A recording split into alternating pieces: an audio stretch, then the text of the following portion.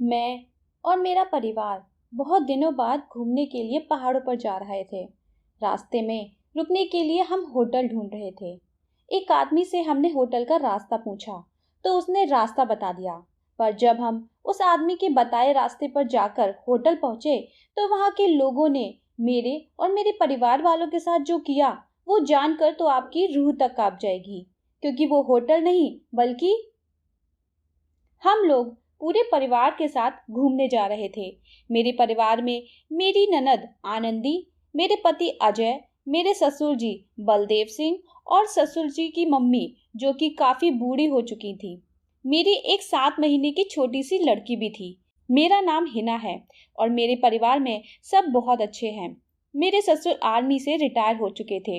मेरे सास का देहांत बहुत सालों पहले ही हो चुका था। मेरी दादी सास भी अपने जमाने की नेशनल लेवल की शूटर थी। उन्हें बहुत से मेडल भी मिले थे। मेरी प्रेगनेंसी के चलते हम लोग बहुत टाइम से कहीं घूमने नहीं गए थे। इसीलिए हम सब ने मिलकर परिवार सहित पहाड़ों पर घूमने का मन बनाया। हम लोग अपनी कार से जा रहे थे। काफी अंधेरा हो गया था, इसीलिए हम लोगों ने कहीं रुकने का मन बना लिया। पर जहां से हम लोग जा रहे थे वहां पर कोई होटल नजर नहीं आ रहा था। कोई छोटा सा गांव था ये। फिर हमने सोचा कि चलो किसी से पूछ लेते हैं। रास्ते में एक आदमी चलता हुआ नजर आया तो मेरे पति जो कि गाड़ी चला रहे थे उन्होंने उसके पास गाड़ी रोकी और उससे पूछा कि भाई यहाँ कोई होटल आसपास में है क्या। उस आदमी ने पूछा कि कितने लोग हो। तो मेरे पति ने कहा कि हम बस 5 लोग हैं। उस आदमी ने एक नजर अंदर बैठे लोगों पर दौड़ाई तो उसकी आंखें चमक उठी। पता नहीं ऐसा क्या देख लिया, वो बस हम लोगों को घूरे ही जा रहा था, जैसे कोई जन्मों से भूखा हो और उसके सामने खाना दिख जाए। मेरे पति ने फिर उसे टोका और बोला कि ऐसे क्या देख रहे हो। तो उस आदमी ने अपने आप को संभाला और बोला जी कुछ नहीं, बस आपका परिवार बहुत अच्छा है। आप लोग भी सही घर से लग रहे हो। यही पास में एक होटल है, आप सामने जाइए, सीधे हाथ पर एक कट आएगा, वहीं से मुड़ जाना और सड़क के आखिर में आपको होटल मिल जाएगा। मेरे पति ने धन्यवाद बोला और हम लोग उसके बताए रास्ते पर चलने लगे। मैंने पीछे देखा तो वो आदमी पैदल ही हमारी गाड़ी के पीछे दौड़े आ रहा था। मैं तो उसे देखकर डर ही गई थी। मैंने पापा जी से बोला तो वो कहने लगे कि यहाँ गांव में अक्सर लोग गाड़ी के पीछे ऐसे ही भागते हैं, क्योंकि गांव में गाड़ी वगैरह नहीं होती लोगों के पास, तो इसलिए उन लोगों के लिए ये एक अनोखा खिलौना होता है। तुम उसकी तरफ ध्यान मत दो, जब वो थक जाएगा तो अपने आप ही रुक जाएगा। मैंने सोचा कि हाँ शायद पापा जी सही बोल रहे हैं, ऐसा ही होगा। पर पता नहीं क्यों मुझे उसकी नजर में कुछ और ही दिख रहा था। जिस तरह से वो हमें घूर रहा था, उन नजरों को मैं जानकर भी नहीं भूल पा रही थी। तभी मेरी बेटी को भूख लगी और वो रोने लगी। मैंने अपनी बेटी के लिए दूध तैयार किया और उसे बोतल में करके पिलाने लगी। जब मेरी बेटी का पेट भर गया तो वो फिर से सो गई। हम लोगों ने उसका नाम अनन्या रखा था। मेरी ननद बहुत ही चंचल थी। आनंदी के बिना तो घर में किसी को भी बिल्कुल अच्छा ही नहीं लगता था। भले ही वो मेरी ननद थी, पर ननद जैसे गुण बिल्कुल भी नहीं थे उसमें। हम दोनों बिल्कुल बहनों की तरह ही रहती थी। हम लोग जब उस जगह पहुंचे जहां उस आदमी ने बताया, वो बिल्कुल आखिरी घर था। उसके बाद चारों तरफ बस खेत ही खेत थे। वो घर तो काफी बड़ा था, पर होटल जैसा तो बिल्कुल नहीं लग रहा था। हम लोग अपनी गाड़ी से नीचे उतरे। जैसे ही हम गाड़ी से बाहर आए तो एक आदमी मेरे पापा जी के पास आया। शायद वहां की देख रेख करने वाला था। उसने कहा, जी किससे मिलना है। मेरे पापा जी ने कहा कि हम लोग होटल ढूंढ रहे थे, किसी ने यहाँ का रास्ता बताया इसीलिए आ गए।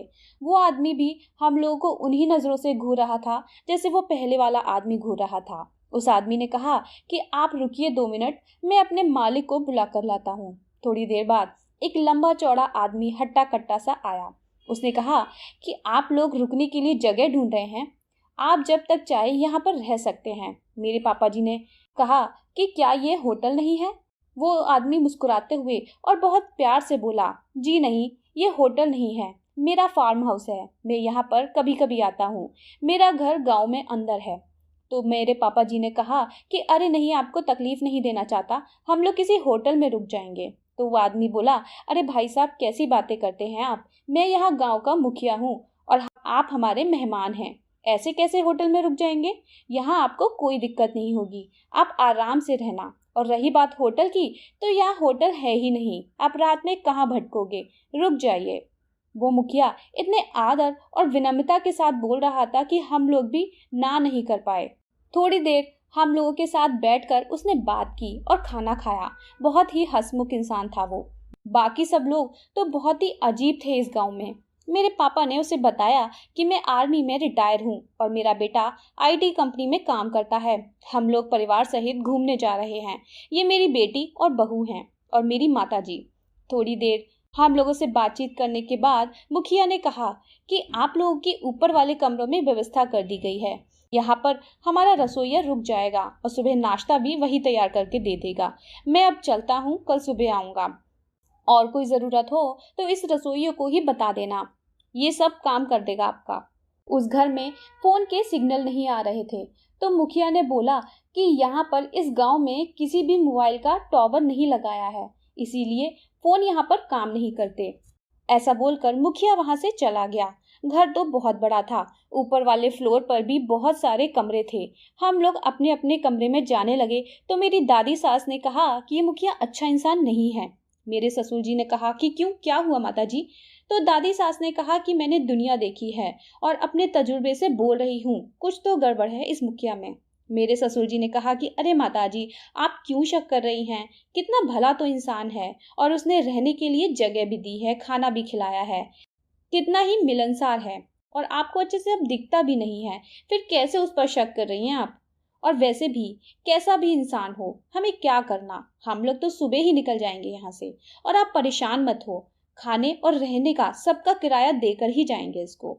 फिर ससुर जी बोले, चलो अब सब लोग सो जाते हैं, कल सुबह टाइम से उठ जाएंगे। जब हम लोग सुबह उठे तो कुछ ऐसा हुआ हमारे साथ जिसे सुनकर आप लोगों की रूह तक कांप जाएगी। हम लोग जब उठे तो मेन गेट का दरवाजा बाहर से बंद था। वो गेट भी लोहे का था और कहीं से भी बाहर जाने का रास्ता नहीं था। मेरे ससुर जी और मेरे पति ने पूरा घर छान मारा, पर वहां पर ऐसी कोई खिड़की या रोशनदान कुछ भी नहीं था जिससे हम लोग बाहर जा पाएं। अब हमें समझ नहीं आ रहा था कि ये क्या हो रहा है। आखिर मुखिया ने क्यों किया ऐसा? रात में तो सबसे अच्छे से बात कर रहा था।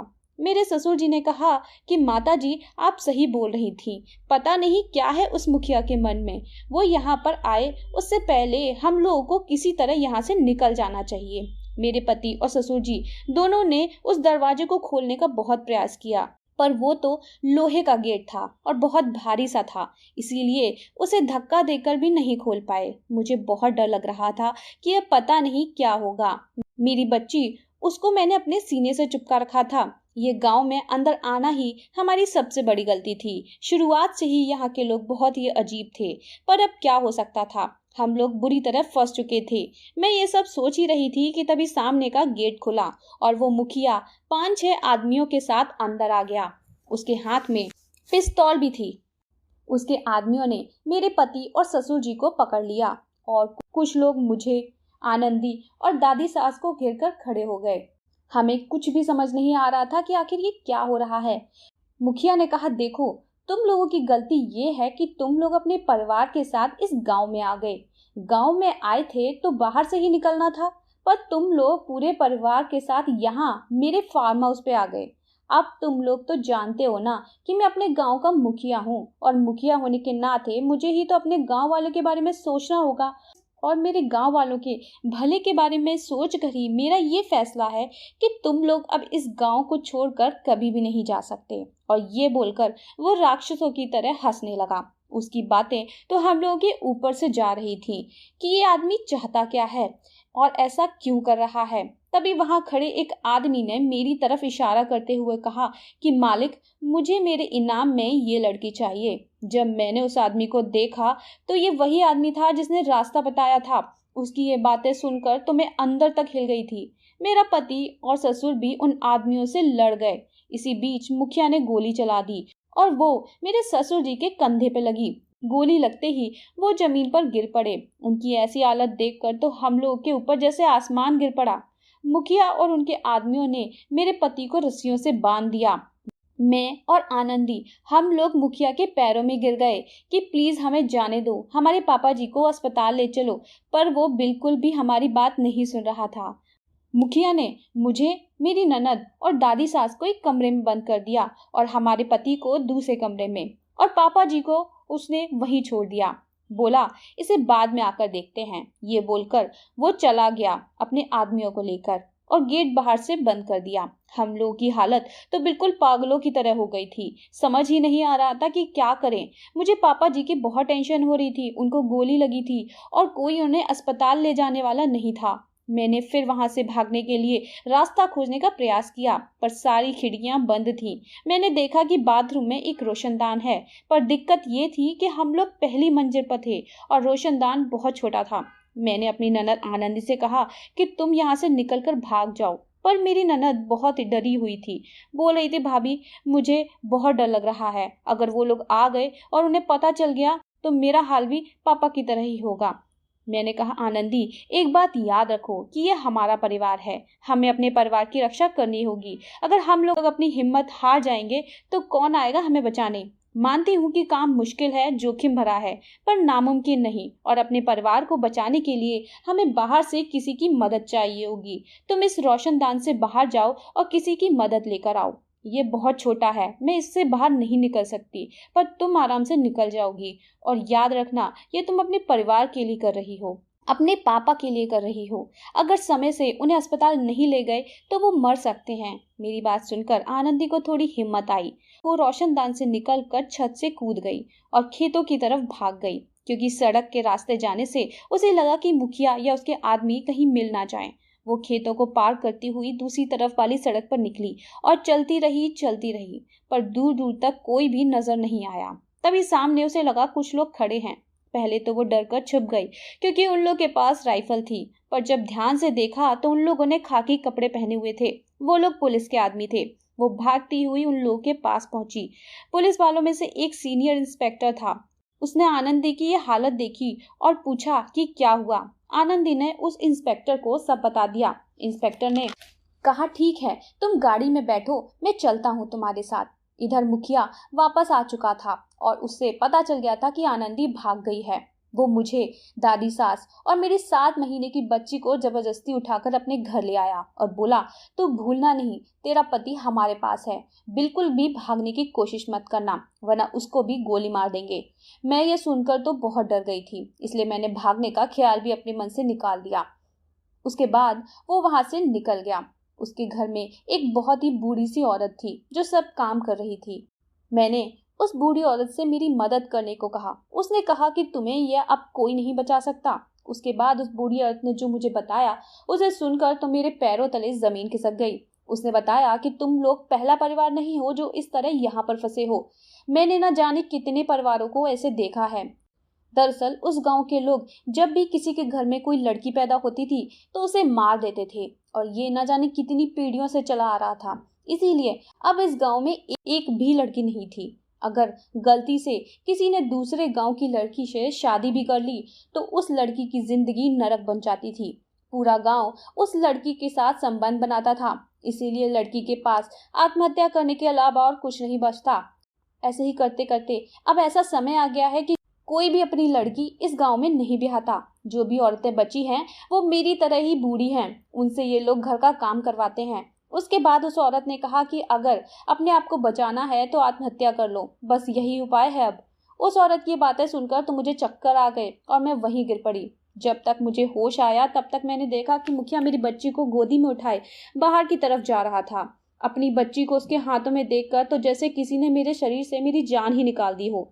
मैंने भागकर मुखिया से अपनी बच्ची को लेना चाहा, पर उसने मुझे जोर का धक्का दिया और मैं वहीं गिर पड़ी। मुखिया ने कहा कि तेरी बच्ची की सांसें चल रही हैं। अगर तू चाहती है कि इसकी सांसें चलती रहें तो चुपचाप यहीं पर पड़ी रहे। इस घर से एक कदम भी बाहर मत निकालना। ये बोलकर वो मेरी बच्ची को बाहर ले गया। बाहर बहुत से आदमियों की भीड़ लगी थी और सब लोग एक एक करके मेरी बच्ची की बोली लगा रहे थे। एक आदमी ने कहा कि अब ये बहुत छोटी है, इसको बड़ा करने में, खिलाने पिलाने में भी तो खर्चा जाएगा। इसके मैं 3 लाख दे सकता हूँ, बस, इससे ज्यादा नहीं। उस मुखिया ने कहा कि ठीक है, और 3 लाख में मेरी बच्ची उस आदमी के नाम कर दी। मैं तो ये सब देखकर दंग ही रह गई थी। कैसे लोग हैं ये सब, एक 7 महीने की बच्ची के साथ ऐसा कर रहे थे, उसकी बोली लगा रहे थे। उस आदमी ने 2 दिन का समय मांगा। और कहा कि तब तक मैं रुपयों की व्यवस्था करता हूँ। आप इस लड़की का ख्याल रखना, मेरे बेटे की दुल्हन है ये अब। इन लोगों ने तो किसी शैतान को भी पीछे छोड़ दिया था। कैसे दरिंदे हैं ये लोग। वहां पर लगी भीड़ ये सुनकर खत्म हो गई। तभी पुलिस वाला अपनी जीप में आनंदी को लेकर आया। पुलिस को देखकर तो मेरी जान में जान आई। वो पुलिस वाला गाड़ी से नीचे उतरा तो आनंदी ने कहा कि यही है वो मुखिया जिसने मेरे परिवार को पकड़ लिया है। पुलिस वाले ने मुखिया से कहा, मुखिया जी ये सब क्या है? आप एक लड़की को ढंग से नहीं पकड़ सकते थे? ये तो अच्छा हुआ कि मेरे पास आई थी, कहीं और चली जाती तो क्या होता? ये सुनकर तो मैं और आनंदी देखते ही रह गए। तभी मुखिया ने एक नोटों का बंडल उस पुलिस वाले को दिया और वो पुलिस वाला मुस्कुराते हुए वहां से चला गया। मैंने आनंदी को अपने पास बुलाया और उसे गले लगा लिया। मैं जानती थी कि आनंदी की उस समय क्या हालत थी। वो ये सब देखकर और भी ज्यादा परेशान हो गई थी और डर के मारे कांप रही थी। डर तो मुझे भी लग रहा था, पर अपने परिवार को बचाने के लिए मुझे हिम्मत दिखाना जरूरी था। पर मैं करूं क्या, कुछ भी समझ नहीं आ रहा था। मुखिया ने मेरी बच्ची मुझे पकड़ा दी और बोला, बस 2 दिन है तेरे पास अपनी बच्ची के साथ बिताने के लिए, उसके बाद ये अपने ससुराल चली जाएगी। आनंदी को तो कुछ समझ ही नहीं आ रहा था कि ये मुखिया क्या बोल रहा है। वो कुछ बोल पाती तभी मुखिया ने एक बम और फोड़ दिया हमारे ऊपर। उसने आनंदी की तरफ देखकर बोला, और ये लड़की मेरे दोनों बेटों की दुल्हन बनेगी। कल तेरी शादी है मेरे दोनों बेटों से। ये सुनकर मैंने कहा, ठीक है, हम लोगों को मंजूर है, ये शादी के लिए तैयार मिलेगी कल, पर मेरी एक शर्त है। आनंदी ने मुझे रोकना चाहा। उसने बस इतना बोल पाया कि भाभी ये आप। मैंने उसे बीच में ही रोक दिया और मुखिया की तरफ देखकर बोली, बताओ क्या तुम मेरी शर्त सुनने के लिए तैयार हो? उसने कहा, क्या शर्त है? मैंने कहा कि मेरे पापा जी को अभी अस्पताल ले जाओ और उन्हें सही इलाज करवाओ। मुखिया मेरी तरफ देखकर बोला कि तुम अभी मेरे साथ कोई सौदा करने की स्थिति में नहीं हो, क्योंकि चाहे तुम लोगों की मर्जी हो या ना हो, पर शादी तो कल होकर रहेगी। पर मैंने कहा कि हाँ, पर जो काम तुम आराम से करवा सकते हो उसके लिए जबरदस्ती क्यों? ऊपर से हम लोगों के इस भाग जाने का खतरा अलग से। अगर तुम मेरी बात मानो तो मेरी ननद तुम्हारे बेटों से शादी करेगी, वो भी अपनी मर्जी से। मेरी ननद मुझे ऐसे देख रही थी जैसे अभी मुझे खा जाएगी। कुछ सोचकर मुखिया ने बोला कि ठीक है, मुझे मंजूर है, पर तुम्हारे पति को मैं नहीं छोड़ूंगा, क्योंकि क्या पता बाद में तुम अपनी बात से मुकर जाओ तो तुम्हारा पति होगा मेरे पास तुम्हें सबक सिखाने के लिए। उसे ऐसी मौत दूंगा कि जिंदगी भर कोसोगी खुद को। मैंने कहा कि ठीक है। ये बोलकर मुखिया वहां से चला गया। उसके जाते ही ननद मुझ पर बरस पड़ी, वाह भाभी वाह, मुझे बलिदान करने के लिए तैयार हो गई आप। कहाँ गई वो बातें परिवार को बचाने वाली? या फिर कभी मुझे परिवार का हिस्सा माना भी था आपने? उसकी आंखें गुस्से से लाल हो गई थी। मैंने उसका हाथ पकड़ा और उससे कहा कि नहीं आनंदी, ऐसा कुछ भी नहीं है, तुम मेरी बहन की तरह हो। मैंने ऐसा इसलिए बोला मुखिया से ताकि पापा को समय से उपचार मिल सके। उनका बहुत खून बह चुका था उसी समय। ज्यादा देर उनके लिए सही नहीं थी। और रही बात तुम्हारी शादी की, तो इन गुंडों से तुम्हारी शादी मैं कभी नहीं होने दूंगी, ये वादा है मेरा। मैंने फिर कहा कि हम लोग आज रात में ही यहाँ से भागने वाले हैं। बस समझ नहीं आ रहा कि अब कौन है जो हमारी मदद कर सकता है, क्योंकि मुझे लगा था कि पुलिस तो हमारी मदद करेगी, पर वो भी मिली हुई है। किसके पास जाएं? और हमारे पास दादी होंगी तो हम ज्यादा दूर तक भाग भी नहीं पाएंगे, वो लोग हमें पकड़ लेंगे। तभी आनंदी ने बताया कि भाभी पता है, वो पुलिस वाला था, उसके पास एक फोन था और उसने बात भी की थी मेरे सामने। पर ये मुखिया तो बोल रहा था कि यहाँ पर टावर नहीं है, तो फिर उसका फोन काम कैसे कर रहा था? मैंने कहा कि आनंदी, मुझे लग रहा है कि उसने हमसे झूठ बोला था ताकि हम फोन की मदद ना ले सकें। फिर आनंदी ने कहा कि पर हम लोग के फोन में भी तो सिग्नल नहीं थे, हमने देखा था ना। तो मैंने कहा कि पक्का मुखिया ने जैमर लगवाया होगा ताकि किसी को भी फोन का सिग्नल ना मिल पाए। ये मुखिया बहुत चालाक है। हम लोगों के फोन तो फार्म हाउस में ही छूट गए थे। मेरा एक दोस्त आईपीएस ऑफिसर था, उससे बात कैसे करूं मैं? मुझे एक फोन चाहिए था। फिर मैंने उस काम करने वाली बूढ़ी औरत से बात की, अगर उसके पास फोन हो तो प्लीज मुझे बस एक कॉल करने दें। पर उसने कहा कि मुखिया को सब पता चल जाता है, वो किसी को भी फोन नहीं रखने देता, और मेरा कोई परिवार नहीं है, मैं किससे बात करने के लिए फोन रखूं? फिर मैंने कहा एक काम करते हैं, पहले यहाँ से निकलते हैं, फिर देखते हैं कि कैसे मदद मंगाएं। मैंने रात में देखा जब चारों तरफ सन्नाटा था, तो दादी और आनंदी से कहा कि यही समय है, चलो चलते हैं। फिर मैंने अपनी बेटी को उठाया और चुपके से निकल गए। मुखिया बेफिक्र होकर सो रहा था क्योंकि उसे लगा कि मेरे ससुर और पति उसके कब्जे में हैं, तो हम लोग कहीं भी नहीं जाएंगे। हम लोग वहां से निकलकर गांव के बाहर वाली एक सड़क तक आ चुके थे, पर एक भी इंसान हमें नहीं मिला। दादी की वजह से हम लोग ज्यादा तेज नहीं चल पा रहे थे। मैं बस चाहती थी कि कैसे भी कहीं से भी कोई फोन मिल जाए। रात काफी हो चुकी थी, इसीलिए हर तरफ सुनसान था। तभी अंधेरे में लगा जैसे कोई गाड़ी आ रही है। सावधानी के लिए हम लोग पास की झाड़ी में छुप गए। मैंने कहा कि आनंदी, हमें इसे रुकवाना होगा। अगर ये मौका चला गया तो पता नहीं कोई दूसरा मिलेगा भी या नहीं। पर एक काम करते हैं, मुझे नहीं पता ये कौन होगा, मुखिया का कोई साथी भी हो सकता है, इसलिए सिर्फ कोई एक ही रास्ते पर खड़े होकर इससे मदद मांगे। इस पर आनंदी बोलती है कि भाभी, आप लोग यहीं रुको, मैं जाकर मदद लेती हूँ, और सड़क के किनारे खड़ी होकर उस गाड़ी को रोकने का इशारा किया। गाड़ी किसकी थी और कौन चला रहा था, हमें कुछ भी दिखाई नहीं दे रहा था। गाड़ी की हेडलाइट की वजह से वो गाड़ी वाला रुक गया और हेडलाइट बंद हुई तो हमारी आंखें फटी की फटी रह गईं। हमारी फूटी किस्मत ने हमारा साथ अभी भी नहीं छोड़ा था। ये वही पुलिस वाला था। मेरी ननद ने जैसे ही देखा कि ये पुलिस वाला है, उसने भागने के लिए जैसे ही कदम बढ़ाया, उस पुलिस वाले ने उसे पकड़ लिया। मैं अब बहुत डर गई थी क्योंकि बस यही मौका था हमारे पास। अब की बार अगर हम पकड़े गए तो मुझे पता था कि मुखिया हमें दोबारा मौका नहीं देगा भागने का, और पता नहीं मेरे पापा और पति के साथ क्या करे। मैंने वहीं पर पड़ा पत्थर उठाया और चुपके से पीछे से जाके उस पुलिस वाले के सर पे जोर से दे मारा। वो पुलिस वाला वहीं गिर पड़ा। जब वो बेहोश हो गया, मैंने तुरंत उसका फोन ढूंढ कर निकाला और उसकी पिस्तौल भी ले ली। उसके बाद हम लोग वहां से अंदर बड़ी बड़ी झाड़ियों की तरफ चले गए। मैंने उस नंबर से तुरंत अपने आईपीएस दोस्त को फोन किया और उसे सब बता दिया और उससे बोला कि बिना देर किए फौरन यहाँ अपनी पुलिस के साथ आ जाओ। अगर देर की तो हो सकता है हम लोगों में से कोई भी जिंदा ना बचे। उसके बाद हम वहीं छुपकर अपने दोस्त का इंतजार करने लगे। अभी 1-1.5 घंटा ही निकला होगा कि पता नहीं उस मुखिया ने हमें कैसे ढूंढ लिया। उसने एक हाथ से मेरे बाल पकड़े और एक हाथ से आनंदी को और घसीटता हुआ बाहर सड़क पर ले आया। मुझे बहुत दर्द हो रहा था। मैंने उससे हाथ छुड़वाना चाहा पर उसकी पकड़ बहुत मजबूत थी।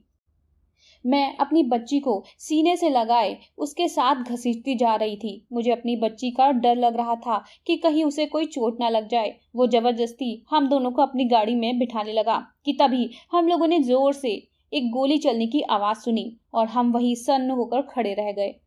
इसके आगे हमें हिम्मत नहीं हो रही थी कि चारों तरफ देख लें कि किसने गोली मारी और किसको। फिर कुछ सेकंड्स के बाद जब हमने अपना होश संभाला तो देखा कि मुखिया वहीं गिरा पड़ा था और उसके सीने से खून निकल रहा था। फिर मैंने देखा कि ये किसने किया। ये मेरी दादी सास थी। उन्होंने उस पुलिस वाले की पिस्तौल से, जिसे मैंने उस पुलिस वाले से ले लिया था, उसी से मुखिया पर निशाना लगाया था। मेरी दादी नेशनल लेवल की शूटर थी और आज वो हमारी रक्षक भी बन गई थी। तभी थोड़ी ही देर में मेरा दोस्त अपने फोर्स के साथ वहां पर आ गया। उसने मेरे पति को भी छुड़वा दिया। मेरे पति को भी अस्पताल में भर्ती करवा दिया क्योंकि उसकी हालत भी बहुत खराब थी। इन लोगों ने मेरे पति को बहुत मारा था। मेरे पापा यानी कि मेरे ससुर जी की हालत में अब सुधार हो गया था क्योंकि उनको समय रहते अस्पताल पहुंचा दिया गया था। अगर और ज्यादा देर हो जाती तो शायद पापा जी नहीं बच पाते। उनका बहुत सा खून बह चुका था, इसीलिए अस्पताल में खून चढ़ा था। मेरे दोस्त की वजह से आज मेरा पूरा परिवार सही सलामत था। उसका एहसान मैं जिंदगी भर मानूंगी। और उस गांव में से जो भी आरोपी थे सबको पकड़ लिया गया था। उस पुलिस वाले के ऊपर केस चल रहा था और उसको अपनी वर्दी से हाथ धोना पड़ा। गांव के लोग बहुत ही दकियानुसी सोच वाले थे। उन्होंने किसी भी घर में बेटी को जन्म नहीं लेने दिया। वो ये भूल गए कि बेटियां तो लक्ष्मी होती हैं, घर की, खानदान को वंशज देने वाली होती हैं, हमारी जननी होती हैं। मुखिया की यही घटिया सोच उसकी मौत का कारण बनी। हम लोग अपने घर आ चुके थे, पर उस गांव में बिताया हुआ एक एक पल हमें बार बार सपने में याद आता था और हमें सोने नहीं देता था। आज उस बात को 2 साल हो चुके हैं और हम लोग अपनी जिंदगी में आगे बढ़ चुके हैं। मेरी ननद आनंदी की शादी हो चुकी है। दोस्तों, इस कहानी से हमें सीख मिलती है कि हमें कभी भी हार नहीं माननी चाहिए और अपने डर का डटकर सामना करना चाहिए। अगर आप निडर होकर खड़े रहोगे तो कोई भी आपको हरा नहीं पाएगा। दोस्तों, आप लोगों की क्या राय है? क्या लड़कियां होना पाप है? क्या सिर्फ बेटा होने से ही आपका मान बढ़ता है? अपनी राय हमें कमेंट बॉक्स में लिखकर ज़रूर बताएं। अगर वीडियो पसंद आई हो तो इसे लाइक और शेयर ज़रूर करें और चैनल को सब्सक्राइब करना बिल्कुल भी ना भूलें। फिर मिलेंगे एक नई कहानी के साथ, तब तक के लिए बाय बाय।